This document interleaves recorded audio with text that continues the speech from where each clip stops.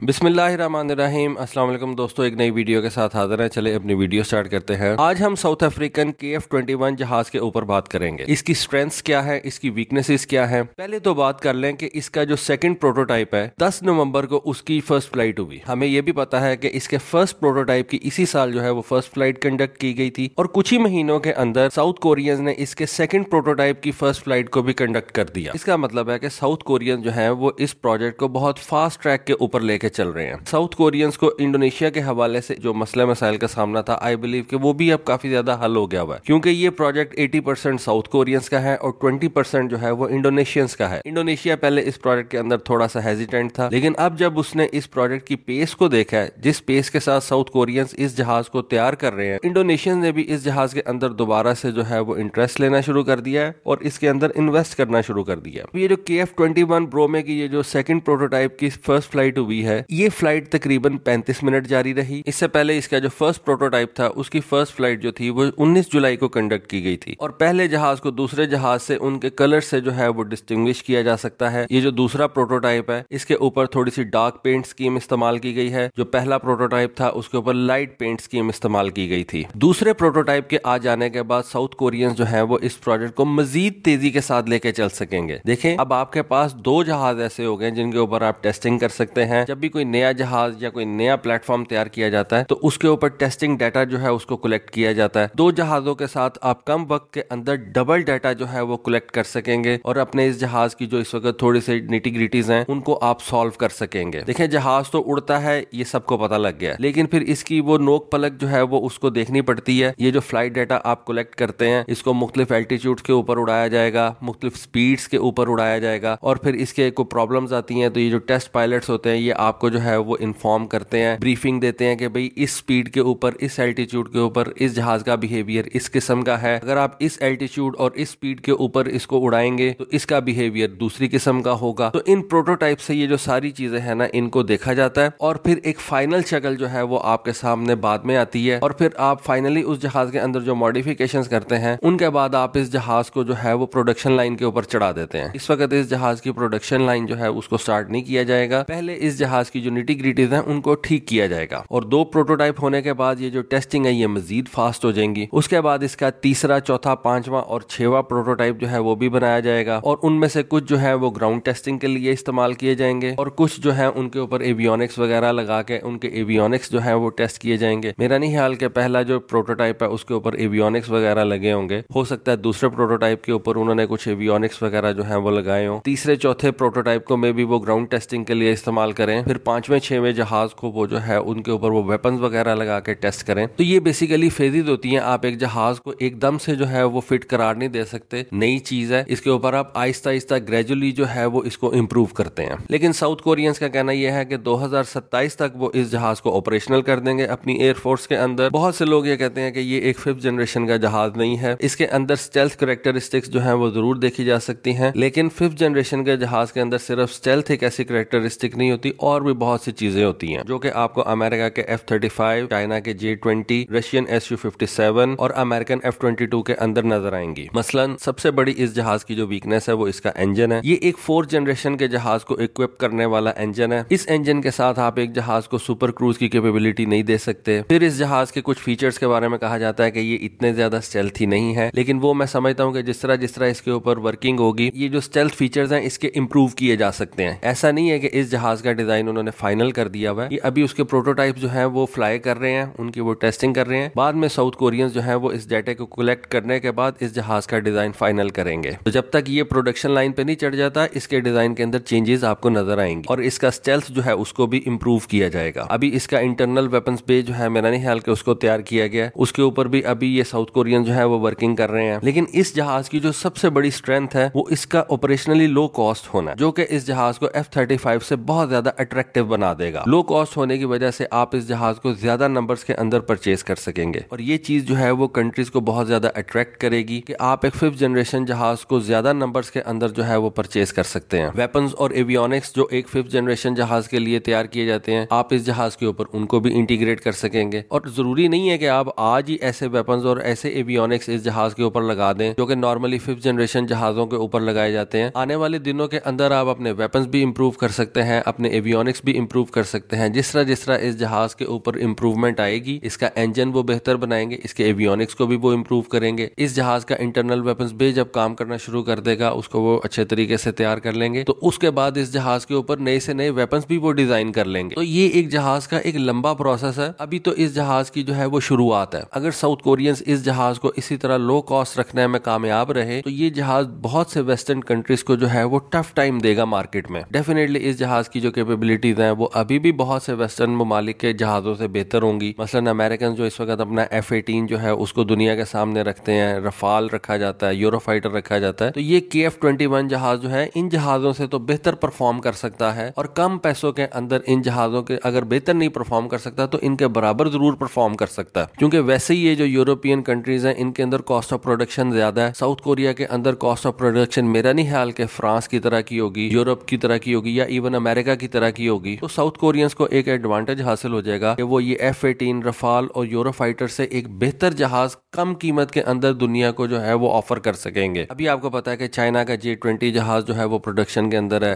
American F-35 जहाज production के अंदर है, F-22 की तो प्रोडक्शन स्टॉप हो गई भी है, लेकिन आने वाले दिनों के अंदर चाइनीज अपने FC-31 जहाज की प्रोडक्शन भी स्टार्ट कर लेंगे। रशिया का जो Su-57 बड़ी देर से उसकी प्रोडक्शन स्टार्ट नहीं हो सकी, उसके बारे में भी समझा जाता है कि उसकी प्रोडक्शन आने वाले दिनों के अंदर स्टार्ट हो जाएगी। तो ये KF-21 एक अच्छी एडिशन होगी इन जहाजों के साथ साथ, जो कि दुनिया को ऑफर की जा सकेंगी। और मेरा नहीं ख्याल कि साउथ कोरियंस के को बहुत ज्यादा पॉलिटिकल एजेंडाज हैं कि साउथ कोरियंस को प्रॉब्लम होगी कि वो इस जहाज को किसको सेल कर सकते हैं, किसको नहीं सेल कर सकते। और कंट्रीज जो है वो इस साउथ कोरियन जहाज को परचेज करने में ज्यादा खुश रहेंगी। यूरोप की तो कंट्रीज की अपनी प्रॉब्लम्स हैं कि जी आपने चाइना को भी देखना है। अमेरिकन जो है वो एक जहाज को बेचने वक्त पता नहीं हाथों पैरों के अंगूठे भी लगवा लेते हैं कि आप ये नहीं कर सकते, आप ये नहीं कर सकते, या आप ये भी नहीं कर सकते। तो मेरा नहीं ख्याल कि साउथ कोरियंस जो है वो इतने ज्यादा वरी होंगे कि उनका जहाज अगर किसी के पास चला भी जाता है तो साउथ कोरिया की किसी के साथ इतनी ज्यादा कितनी की दुश्मनी है। सिर्फ नॉर्थ कोरिया के साथ ही जो है वो उनके मामलात हैं। चाइना के साथ भी उनके मामलात थोड़े से ऐसे हैं, लेकिन चाइना उनका एक अच्छा बड़ा ट्रेडिंग पार्टनर है। लेकिन मेरा नहीं ख्याल कि वो चाइना से कभी भी जो है वो लड़ाई करेंगे, क्योंकि आप देखें कि जापान क्वाड के अंदर शामिल है, इंडिया क्वाड के अंदर शामिल है, और ये आपको पता है कि ये चाइना के खिलाफ उन्होंने खड़ा किया हुआ है। ऑस्ट्रेलिया इसके अंदर शामिल है, लेकिन साउथ कोरियंस जो है वो इसके अंदर शामिल नहीं है। इससे आप ये कह सकते हैं कि साउथ कोरिया और चाइना जो है वो आपस में नहीं लड़ेंगे। साउथ कोरिया को लड़ने के लिए ये नॉर्थ कोरिया ही काफी है। और उसके अलावा आपको पता है कि साउथ कोरिया जब इस जहाज को तैयार करेगा तो वो इस तरह से तैयार करेगा कि ये जहाज नेटो कंपैटिबल जरूर हो। नेटो कंपैटिबल होने की वजह से आप ये कह सकते हैं कि इसको यूरोपियन कंट्रीज भी कंसिडर करेंगी, और बहुत सी ऐसी कंट्रीज जो कि इस वक्त पॉलिटिकली अमेरिका के साथ अलाइन हुई है वो इस जहाज के अंदर इंटरेस्ट भी शो करेंगी और इस जहाज को परचेज भी करेंगी। और इससे कट पता किसको लगेगा? इससे यूरोपियन कंट्रीज को कट लगेगा। यूरोफाइटर की सेल कम होगी, वो तो खैर आ गई बहुत कम है। रफाल की सेल को भी ये इफेक्ट करेगा। इसी वजह से शायद फ्रांस जो है ना वो इस वक्त अब रफाल की सेल के अंदर बहुत ज्यादा एग्रेसिव हुआ है। लेकिन खैर अभी इस जहाज को तो तैयार होते काफी टाइम लगेगा। पहले तो साउथ कोरिया अपनी जरूरियात इससे पूरी करेगा, फिर इंडोनेशिया की जरूरियात पूरी की जाएंगी, फिर कहीं जाके इसको सेल के लिए जो है वो एक्सपोर्ट के लिए रखा जाएगा। वैसे भी आप देखें कि साउथ कोरिया जो है ना वो इस वक्त अपने वेपन्स के अंदर बहुत ज्यादा इंप्रूवमेंट लेके आ रहा है, और बहुत सी दुनिया की कंट्रीज जो है वो साउथ कोरियन टैंक्स परचेज कर रही हैं, आर्टिलरी परचेज कर रही हैं, ट्रेनर जेट्स परचेज कर रहे हैं। पोलैंड ने अभी रिसेंटली इनसे जो है वो जहाज परचेज किए हैं। साउथ कोरिया से आर्टिलरी जो है वो अभी रिसेंटली इंडिया ने परचेज